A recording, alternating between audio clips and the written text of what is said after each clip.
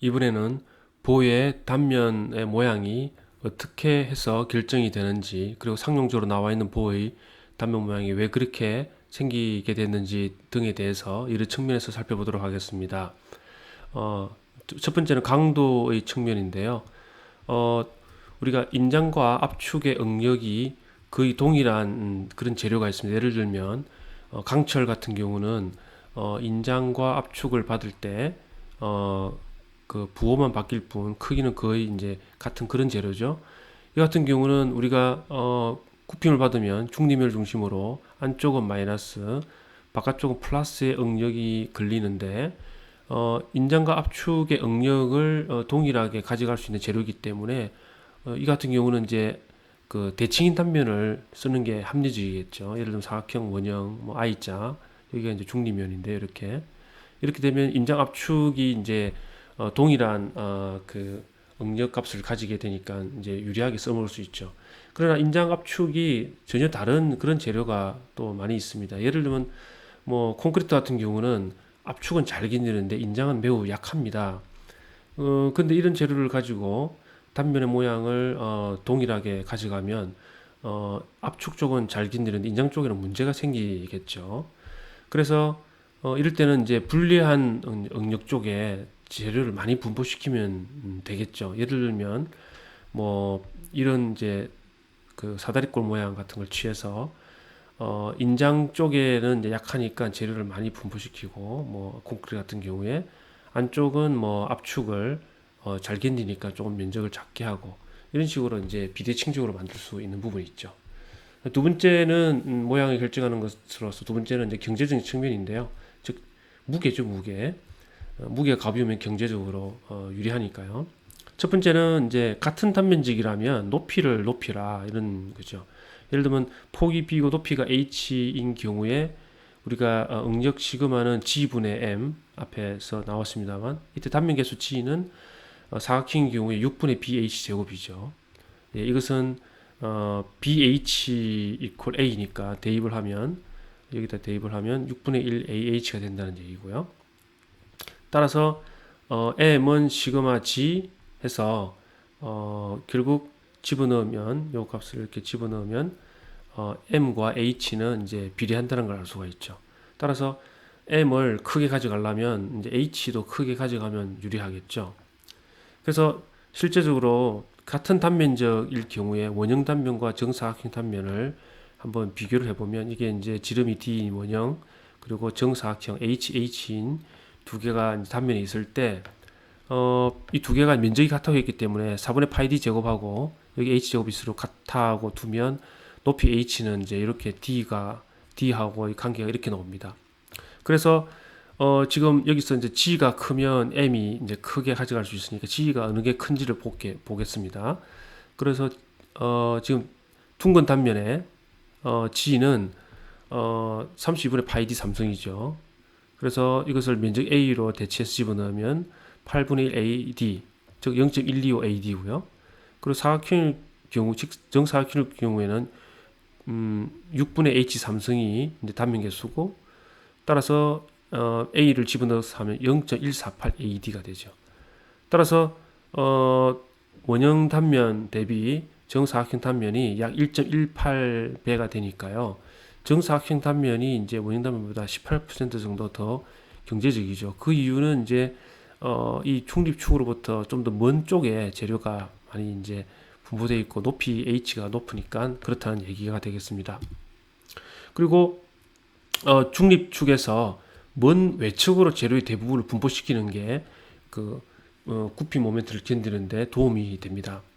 그래서 가운데 부분은 별로 도움을 못 주기 때문에 가운데를 비어버리게 만들죠. 예를 들면 이 파이프 같은 모양 같은 경우는 가운데가 거의 다 비어 있는데 이 비고 바깥쪽으로 재료를 분포시킨 이유가 이제 이런 이유입니다.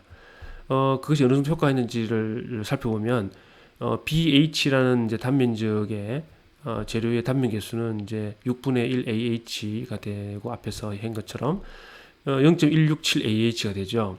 근데 이거 면적을 2분의 A, 2분의 A를 각각 이제 쪼개 가지고 2분의 A, 2분의 1 각각 쪼개서 널찍하게 만들어 가지고 2분의 h만큼 이제 멀리 분포를 시켰다고 가정을 해보면 이것에 의해서 생기는 i는 즉 단면 2차 모멘트는 2분의 a 곱하기 그 떨어진 거리의 제곱. 근데 그것이 양쪽에 두 개가 있으니까 2가 돼서 이렇게 되고요. 따라서 단면계수 g는 i를 최고 멀리 떨어지는 2분의 h로 나누면 단면계수가 되니까 0.5ah가 됩니다. 그러니까 같은 면적 BH인데 그것을 이렇게 사각형을 했을 때 0.167AH가 나오지만 두 개를 면적을 나누어서 양쪽으로 분포시키면 무려 0.5AH가 올라가는 거죠. 근데 실제로 이 두 개를 이렇게 쪼갤 수는 없기 때문에 그 두 개를 이제 연결하는 부분이 이제 집어넣으면 그걸 우리가 웹이라고 하는데요. 두 개 연결해야 하나로 이제 같이 쓸 수 있으니까요. 이게 그래서 결국 I자가 나왔죠. 그래서 우리가 그 건축물이나 이런 구조용 강이 이제 I자형 I형강이라고 해서 이런 형강을 많이 쓰는 이유는 바로 이제 이것을 현실적으로 이제 실체화시킨 이제 모양이 되죠. 이렇게 되면 이 가운데 웹 때문에 0.5까지는 안 나오고 0.35까지 이제 좀 떨어지긴 하지만 그래도 이것에 비하면 상당히 이제 단면계수가 올라간 것을 알 수가 있죠. 그래서 경제성이 이제 높아지고 그 굽힘 모멘트에 잘 견딘다는 것이죠. 그리고 세 번째로는 중립축에서 먼 곳에 있는 작은 면적이 있다면 그걸 오히려 잘라버리는 것이 더 유리하다는 이제 겁니다. 예를 들면 이런 마름모꼴 단면 한 변의 길이가 A이고 A인 이런 이제 정사각 마름모를 한번 생각해 봤을 때 이 마름모를 가지고 우리가 단면 계수를 이제 여기에 같이 이제 구해 볼 수 있는데요. 책에 이제 예제 7-05에 있기 때문에 여기 빨간색으로 적분 구간을 만들어서 이제 적분을 해 나가는 방식으로 해서 단면 2차 모멘트 공식에 집어넣어가 적분하면 C분의 A 4승이 나옵니다. 그래서 가장 멀리 떨어져 있는 거리로 이것을 나누면 이제 단면 계수가 이렇게 나왔습니다. 그런데 이제 끝부분에 이 뾰족한 부분을 우리가 잘라서 날려버린다고 우리가 한번 생각해 보시죠. 근데 얼만큼 날리는 것이 날리면 이 g 값이 이제 맥시멈이 될까를 한번 계산을 해보겠다는 거죠. 그래서 n이라는 파라미터를 도입을 했어요. 여기서 날리고자 하는 한 변의 길이를 na라고 하면 나머지는 a의 1-n이 되죠. 그래서 이 n 값을 한번 결정해 보겠다는 겁니다. 그러면 여기 두 개를 날렸다고 생각하면 이것은 이제 면적이 두 가지로 이렇게 돼 있는 마름모꼴 그리고 여기에 이제 이렇게 돼 있는 이제 비스듬한 그 평행사변형 두 개가 연결되어 있는 거 이렇게 두 개의 부분으로 나눠져 있었어요. 요 부분이 이제 i는 요것이 되고요. 요건 바로 이거를 그대로 응용을 한 겁니다. 이렇게 응용을 해서 길이가 짧아졌기 때문에 요만큼 팩터가 들어갔죠. 그리고 이쪽에 이제 그 평행사변형 부분을 적분한 게 바로 이제 요것이 되겠습니다. 여기서 다 수치가 나와 있는데요. 여기까지 거리가 있고요. 하니까 여기서부터 여기까지 적분을 하면 결국 그 결론적으로 이제 이렇게 계산이 나오게 됩니다. 근데 이것을 이제 가장 멀리 떨어진 거리 여기까지죠.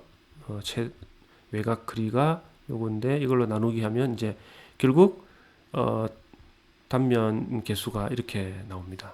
그래서 이것을 맥시멈으로 만드는 n을 한번 구해보자. 그래서 n으로 미분을 했어요. 0으로 두고 해보니까 n이 이제 9분의 1이 나왔는데요.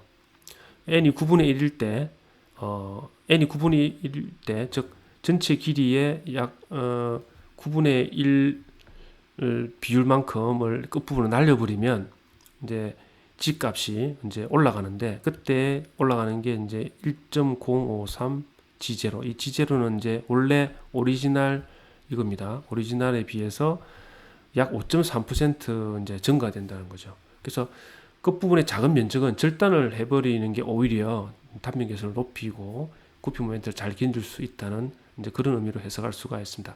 이런 여러 가지 조건을 가지고서 이제 상용에서 쓰고 있는 여러 가지 그 보의 단면 형상이 나오는 것이니까요. 잘 한번 최종 제품과 여기 나와 있는 기준들을 한번 잘 비교해 보시기 바랍니다.